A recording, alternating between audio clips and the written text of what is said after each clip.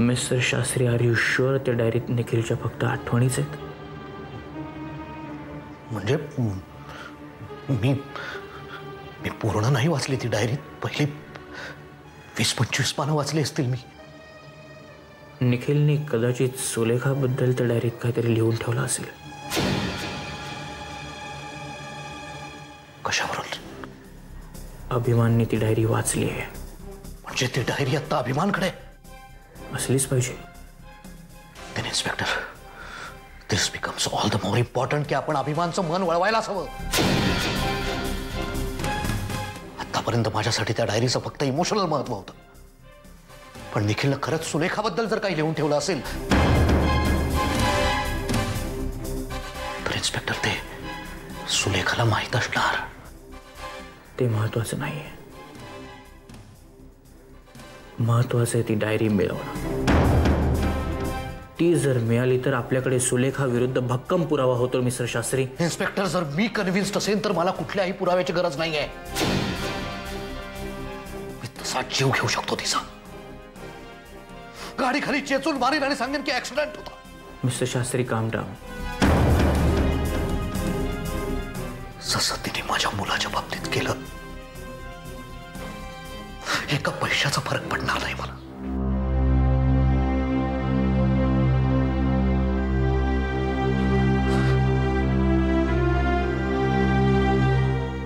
पण आता ते महत्वाचं नाहीये. आता त्यापेक्षा महत्वाचं आहे पूनमचं, माझ्या बायकोचं मन वळवणं. कारण आपल्या दुर्दैवाने आता पूनम अभिमान इतकीच सुलेखाच्या प्रेमात आहे.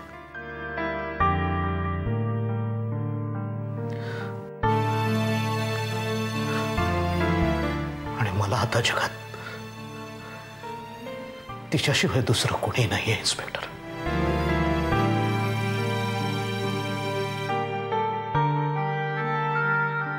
इन्स्पेक्टर, ती डायरी जर मला परत मिळाली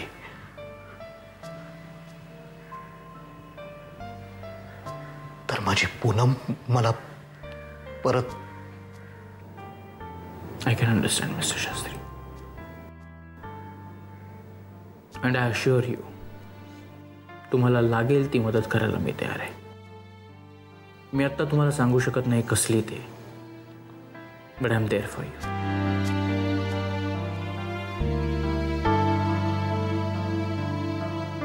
माझे आणि अभिमानचे संबंध सध्या बरे नाहीयेत.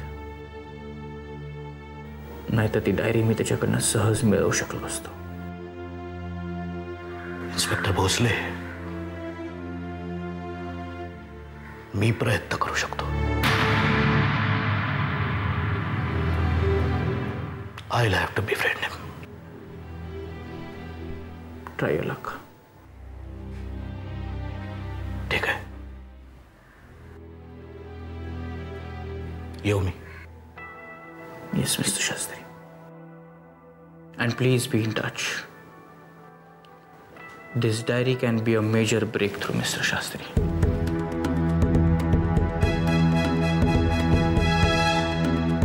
You take care, Mr. Shastri. Thank you.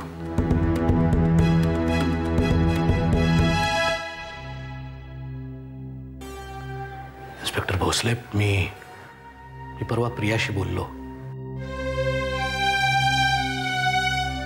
ती फार नाराज दिसली तुमच्यावर. तुमच्यात काही. मिस्टर शास्त्री, ह्या विषयावर आपण नको बोलूया प्लीज. Okay, bye.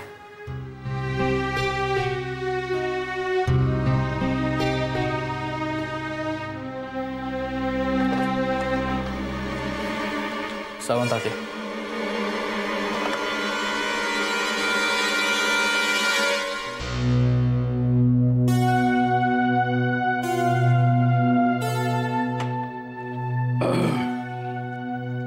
शुभ्रा, आले हो बाबा.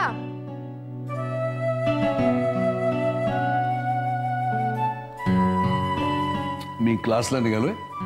वसुला परत आले की तिला जरा मला फोन करायची आठवण कर. हा बर. तुम्ही गोळी घेतलीत? सकाळपासून तू मला हा प्रश्न चौथ्यांदा विचारलास. कारण बजावून गेल्यात त्या मला. हो, मोठी आली सासूची सून. पण बाबा तुम्ही अशी टाळमटाळ का करता? एक गोळी तर घ्यायची असते तुम्हाला. खरं सांगू वसुधाला हे फक्त तुझ्या माझ्यात. बर. अगं वसुधाला चिडवायला जरा बरं वाटतं एवढंच. बाबा अगं खरं सांगतो, या वयात सुद्धा तुझी सासू जरा चिडली ना की सुंदर दिसते अजूनही. थांबा सांगतेच आई ना मी. लगेच सांगायला जाऊ ना, गंमत आहे त्याच्यात. 100 वर्ष आयुष्य आहे.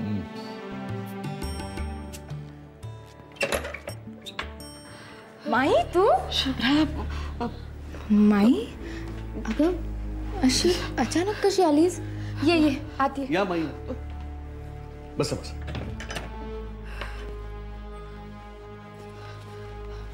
काय झालंय माई?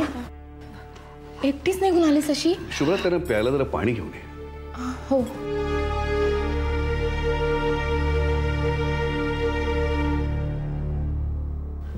काय झालंय माई? नाही तसं तसं काही झालं नाही, पण तो रमाकांत खोत त्याने त्रास द्यायला सुरुवात केली आहे. मग काल तर दिवसभर घरात लाईटच नव्हते, म्हणून मग मी ना शेवटची एसटी पकडून सरळ इथे निघून आले. घ्या तुम्ही पाणी. बर हे घे पाणी पी. आधी पाणी पी.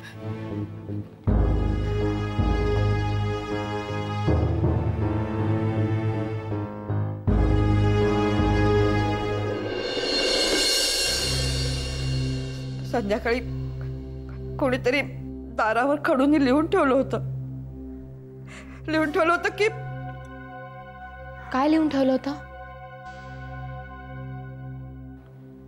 शुभ्रा हे सगळं त्यांना नंतर विचार ना. माई तुम्ही आधी शांत व्हा.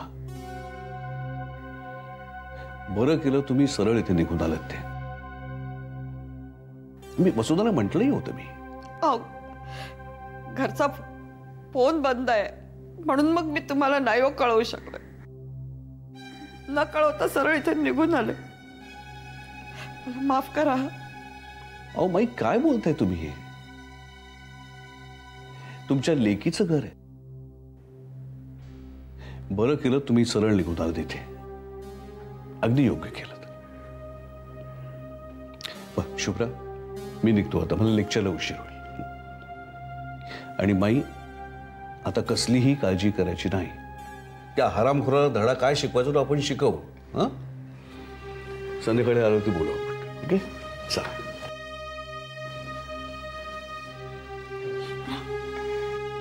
नाही शुभ्रा अजिबात काळजी करू नकोस.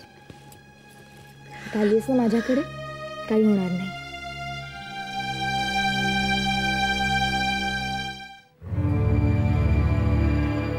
अरे चंदू कसा आहेस? मी ठीक आहे. तुम्ही कसे आहात? विठ्ठलाची कृपा बाबा. साहेबांना भेटायला आलायस? हो. वेळ ठरवली होतीस का? नाही. कुठं बाहेर गेलेत का? हो वड्याळाला एक मीटिंग आहे. यायला संध्याकाळ होईल. अच्छा. काही महत्वाचं होतं का? असेल तर मला सांग. नाही म्हणजे तसं काही खास नाही आहे. त्यांच्याशीच थोडं बोलायचं होतं. असं निघतो मी. बर. अरे चहा कॉफी घेतोयस? नाही नको. मी निघतोच. परमेश्वर बोल.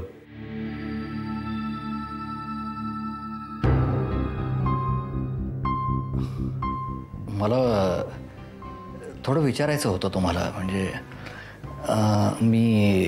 मला अरे एवढा अडखळतोस कशाला? काय मनात आहे ते बोलून टाक. मला तुमच्याकडून एक माहिती हवी होती.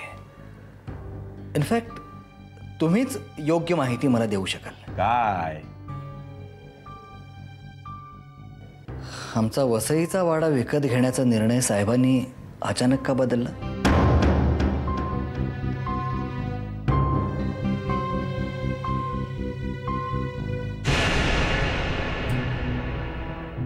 आज इतक्या दिवसांनी हा प्रश्न का? मला मला खरंच जाणून घ्यायचंय, प्लीज. साहेबांना ती जागा लाभणार नाही म्हणून त्यांनी हा निर्णय घेतला. त्यांना असं कोणी सांगितलं का? सांगायला कशाला हवं? हा? ती जागा घ्यायचा निर्णय झाला त्याबरोबर या घरावर एका पाठोपाठ एक संकट यायला लागलीत आणि म्हणूनच साहेबांनी तो निर्णय घेतला. अच्छा अच्छा, बर बर बर बर बर, ठीक आहे, येतो मी. एक मिनिट, माझ्या प्रश्नाचं उत्तर नाही दिलंस. कुठल्या? आज इतक्या दिवसांनी हा प्रश्न का? हा? काही नाही, काही खास नाही, म्हणजे सहजच. येऊ मी? जपून जा. साहेबांना सांगतो तू येऊन गेलास. हं?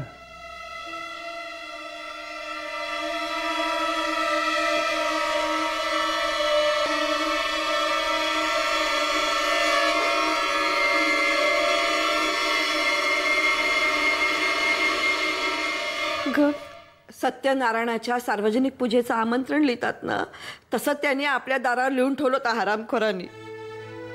माई आपटे यांच्या शेवटच्या दर्शनाला गावातल्या सगळ्यांनी. माई माई अगं शुभ्रा, अगं मी घाबरले ग. मी तिथे एकटी असते ना, कोणाकडे जाऊन दाद मागणार? ज्या दिवशी तो गावात आला ना, त्याच दिवशी मी पोलीस चौकीवर जाऊन फौजदाराला भेटले. त्यांना सगळं सांगितलं, पण त्यांचं आपलं तिसरंच काहीतरी. म्हणाले रमा खोत चांगला वागतो म्हणून त्याला जेलमधून लवकर सोडलाय. मी त्यांना सांगितलं, म्हटलं अहो ही सरड्याची जात आहे, रंग बदलायला मिनिट सुद्धा लागत नाही. पण नाही ग, तो ऐकून घ्यायलाच तयार नाही. म्हणाले रमा खोत इथे येऊन रोज हजेरी लावून जातो ना, आणि आता तर तो गाव सोडून चाललाय अशी गावात चर्चा आहे. मला सांग शुभ्रे, अगं मी कुणापुढे जाऊन असा पदर पसरणार आहे? माई, तुझी लेक इथे असताना तुला काय गरज आहे कोणासमोर पदर पसरायची? तू काळजी करू नकोस, आपण इथे कोणाशी तरी बोलूया, कोणीतरी वकील पोलीस, आपण मार्ग काढूयात ना. हा अगं बाई, पण मी आणखीन इथे किती दिवस राहणार ग? तू हवे तितके दिवस राहू शकतेस इथे. छे छे, नाही ग, ते नाही जमणार ग. माई पण अगं शुभ्रा, तुझी सासरची माणसं, त्यांचं मन मोठं आहे, त्याचा आपण फायदा घेणार आहोत का? अगं आणि तिथे गावाला मी अख्खा संसार सोडून आले ग. माझे खंड्या बनी यांना ना मी देवरुखकरांच्या त्या गोठ्यात बांधून आले. त्यांना काय वाटेल? शिवाय माझी तिकडे. माई, तू पुन्हा एकदा माझं ऐक. तू आता मुंबईलाच निघून ये.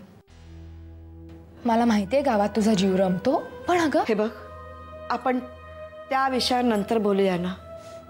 नेहमी तू विषय बदलतेस माई. अगं नाही ग बाई, आपण नंतर बोलूया. मला सांग, वसुधाताई कुठे गेल्या? देवळात गेल्यात, त्या येतीलच. जावई बापू कामावर गेलेत का? हो, प्रिया आहे पण झोपली ती. थांब उठवते. नको ग, झोपू दे, मग नंतर बोलेन ना मी. नाही अगं, तिला उठवायची वेळ झालीच आहे आणि तिलाही तुला पाहून बरं वाटेल. आलेच मी.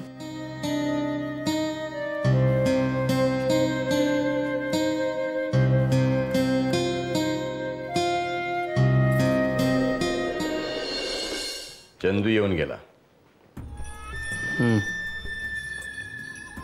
तुमच्याशी बोलायचं म्हणत होता. कशाबद्दल? ते मला नाही बोलला. ठीक आहे, मग महत्वाचं नसेल. मी काय म्हणत होतो, नाही, नंतर त्याने मुद्दाम वाड्याचा विषय काढला. कोणी? चंदू ना? वाड्याचं? हो. काय म्हणाला? म्हणाला साहेबांनी आमचा वाडा विकत घ्यायचा निर्णय ऐनवेळी का बदलला.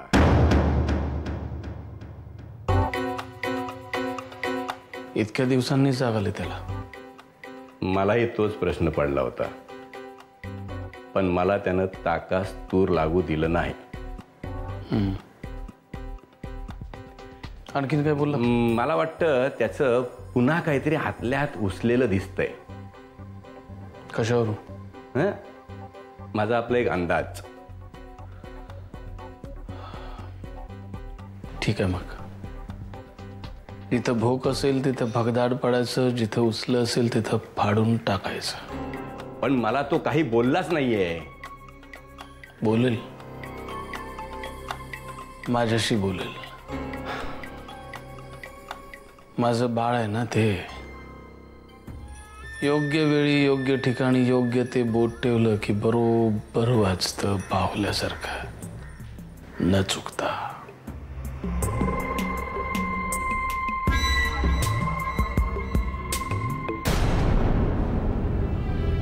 गेले काही दिवस खंड पडला डॉक्टर, कारण आमच्या घरी जरा. No problem Mrs Shastri. मी सुद्धा इन्सिस्ट केलं नाही, कारण मी सुद्धा थोडा डिप्रेस्ड होतो. थोडा एकांत हवा होता, विचार करायला थोडासा वेळ हवा होता. कशाबद्दल? मिस्टर शास्त्रींनी तुम्हाला माझ्या आणि त्यांच्या भेटीबद्दल काही सांगितलं नाही मिसेस शास्त्री? स्पष्ट काही बोलले नाहीत, पण खूप अस्वस्थ होते ते. अस्वस्थ करणाऱ्याच काही गोष्टी बोलून गेलो मी. कशाबद्दल बोलताय तुम्ही? श्रीरंग, पार्वती आणि महादेव बद्दल. महादेव, पार्वती आणि श्रीरंग बद्दल असं म्हणायचंय का तुम्हाला? नाही, मला जे म्हणायचं होतं तेच मी म्हटलंय. श्रीरंग, पार्वती आणि महादेव बद्दल. याचा अर्थ काय डॉक्टर? तोच जाणून घ्यायचा प्रयत्न करतोय मी मिसेस शास्त्री. पण मला असं वाटतं की त्यावेळी जे काही घडलं त्याचं मूळ कारण हे होतं, महादेवच्या मनातला समज किंवा गैरसमज म्हणू हवं तर, की श्रीरंग आणि पार्वती. हे तुम्ही कशाच्या जोरावर बोलताय डॉक्टर? मिसेस शास्त्री, महादेवनं पार्वतीला घरातून का हकललं? श्रीरंग रानडे नंतर अचानक असा नाहीसा का झाला? आणि बऱ्याच वर्षांनी जेव्हा तो परतला त्याच्या दुसऱ्याच दिवशी महादेवचा मृत्यू का झाला? काय? या गोष्टीची मधली काही पानं गहाळ आहेत, पण शेवट नक्की आहे. महादेवच्या मृत्यूपाशी येऊन संपते ही गोष्ट. कारण त्यानंतर श्रीरंग रानडेचं काय झालं याला फार महत्व नाहीये.